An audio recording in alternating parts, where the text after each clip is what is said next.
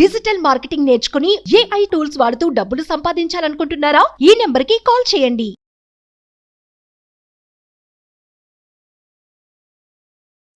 నమస్కారం శేఖర్. నమస్తే.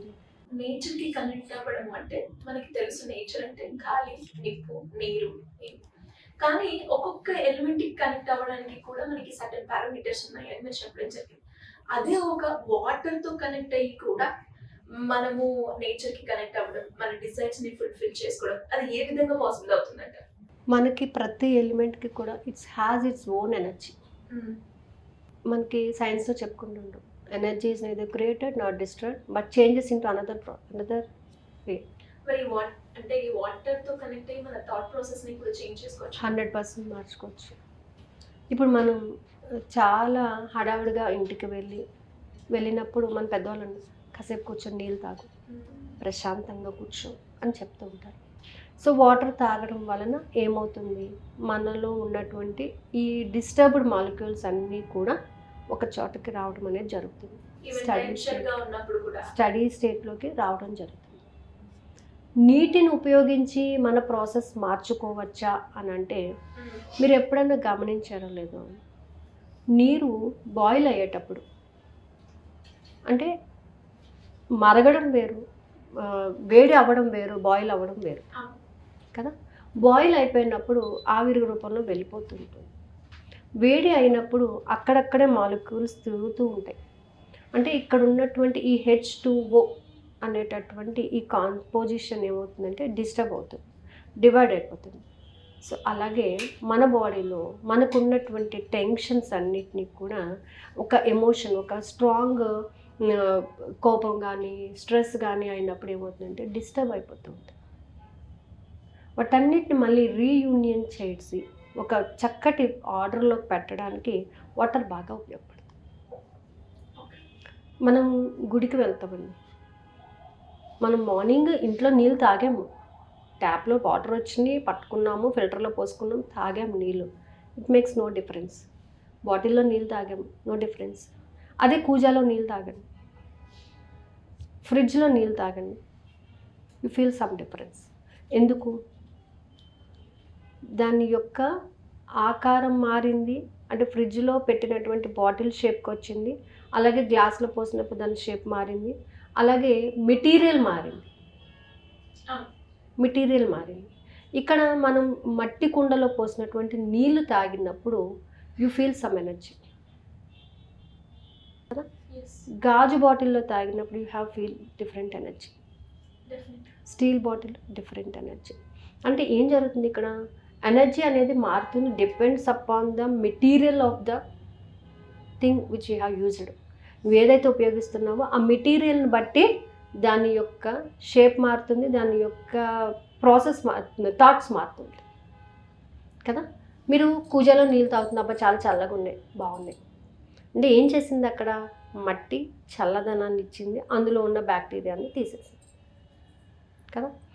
గుడికి వెళ్ళారు, గుడికి వెళ్ళినప్పుడు తీర్థం ఇస్తారు, లైన్లో నుంచుని మరీ తీర్థం తీసుకుంటాం. ఇదే వాటర్ కదండి, ట్యాప్లో కూడా ఇదే వాటర్ ఉండొచ్చు, కానీ ఆ వైబ్రేషన్స్, మంత్రాలు అక్కడ దేవుడి దగ్గర పెట్టి దాంట్లో వేసిన 2 తులసాకులు, 2 మిరియాలు ఇవి వేసి ఆ యొక్క భగవంతుడి దగ్గర పెట్టి చదివిన మంత్రాల యొక్క ఎనర్జీ ఇమ్మీడియట్గా ఏమైందంటే అది తీర్థం కళ్ళకు అద్దుకొని మరీ తాగుతుంది. ఇదే వాటరు పూర్వకాలంలో ఋషులు శపించి మన మీద చల్లుతారు. అంటే ఏంటి, అక్కడ ఆ ఎనర్జీ కూడా తీసుకుంటుంది, నెగిటివ్ ఎనర్జీ తీసుకుంటుంది, పాజిటివ్ ఎనర్జీని కూడా తీసుకుంటుంది. చర్చ్కి వెళ్ళామనుకోండి, స్కర్డ్ వాటర్ అని చెప్పేసి అందరి మీద చల్లుతూ ఉంటారు, అంటే పవిత్రమైనటువంటి నీరు. అలాగే చాలామంది చూడండి, నీటి స్పర్శ తగిలితే అది చాలా పవిత్రంగా భావిస్తుంటారు. మనం ఇంట్లో స్నానం చేసి గుడికి వెళ్ళేటప్పుడు కొన్ని నీళ్ళు తల మీద చల్లుకుంటాం, అంటే శుద్ధి జరిగినట్టుగా భావిస్తూ ఉంటాం. అంటే వాట్ ఈస్ హ్యాపెనింగ్ హియర్, ఇది ఈ వాటర్ తాగడం వలన మీలో కొంత మార్పు అనేది జరుగుతుంది. సైకలాజికల్గా, ఫిజికల్గా కూడా. ఎప్పుడైతే మన మీద వాటర్ పడుతుందో, స్నానం చేస్తుంటే మన మీద ఉన్నటువంటి డస్ట్ పార్టికల్స్ పోతుంది. ఇంటర్నల్ గా మనం తీసుకున్నప్పుడు కూడా అంతే.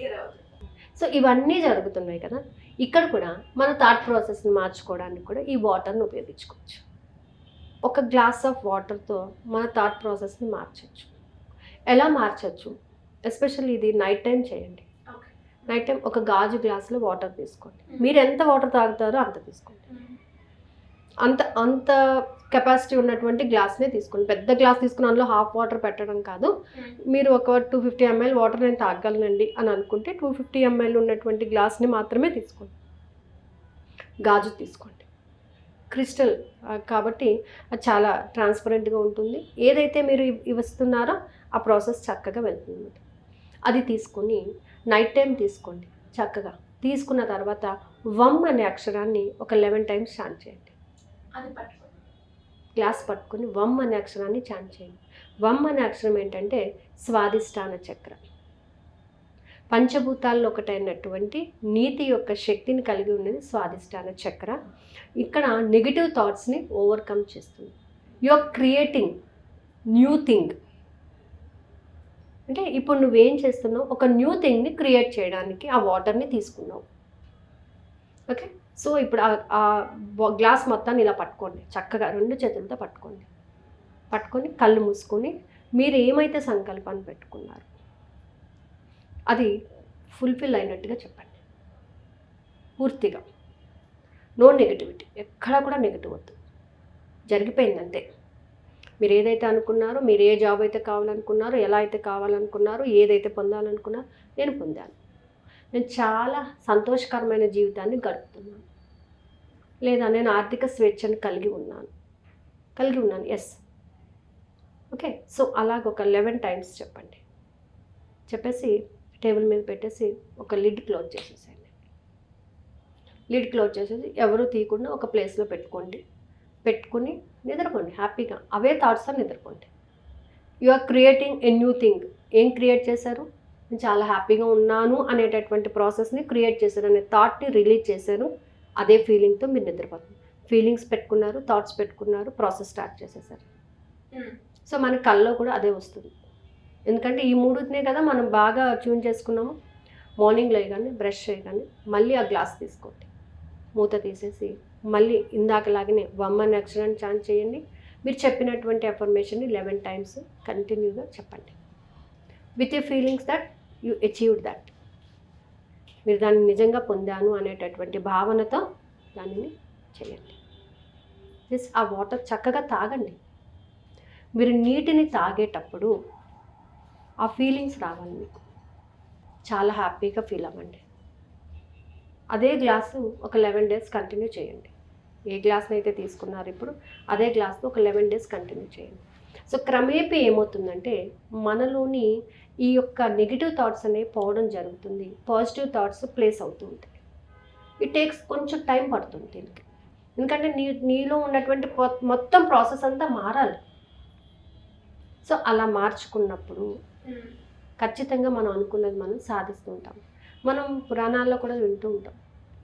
ఒక ప్లేస్ని బట్టి, ఒక ఏరియాని బట్టి వాటర్లో ఉన్నటువంటి చేంజెస్ కూడా ఉంటూ ఉంటాయి కదా. రాముడు లక్ష్మణుడు సీతను వెతికేటప్పుడు కడప నుంచి అంటే ఈ రాయలసీమ నుంచి ఇలా వచ్చేటప్పుడు రాముడి యొక్క విల్లు అన్నీ కూడా లక్ష్మణుడే పట్టుకుంటాడు, చిన్నవాడు కాబట్టి. ఎప్పుడైతే రాయలసీమ ఏరియాకి వస్తారో లక్ష్మణుడు అవన్నీ తీసేసి ఇచ్చేస్తాడు, రాముడికి ఇచ్చేస్తాడు. నేనెందుకు పట్టుకోవాలి అని చెప్పేసి. మళ్ళీ ఆ ఏరియా దాటిపోగానే ఏమవుతుందంటే, అయ్యో అన్నగారు మీరు పట్టుకున్నారేంటి, నేను కదా పట్టుకోవాలి అని చాలా స్మూత్గా మళ్ళీ తీసుకుంటాను. అంటే ఆ ఏరియాని బట్టి, ఆ ప్లేస్కి ఉన్నటువంటి దీనిని బట్టి ఇక్కడ కూడా ఏంటంటే మీరు పెట్టేటటువంటి ప్లేస్ కూడా చూసుకోండి, ఎక్కడ పెడుతున్నారు. అక్కడికి వెళ్ళినప్పుడు తాగినటువంటి వాటర్ ఒక ఎఫెక్ట్, ఒక్కొక్క ఏరియాలో వాటర్ ఎఫెక్ట్ కూడా చాలా ఉంటుంది. మనం గంగా నది అని అంటాం.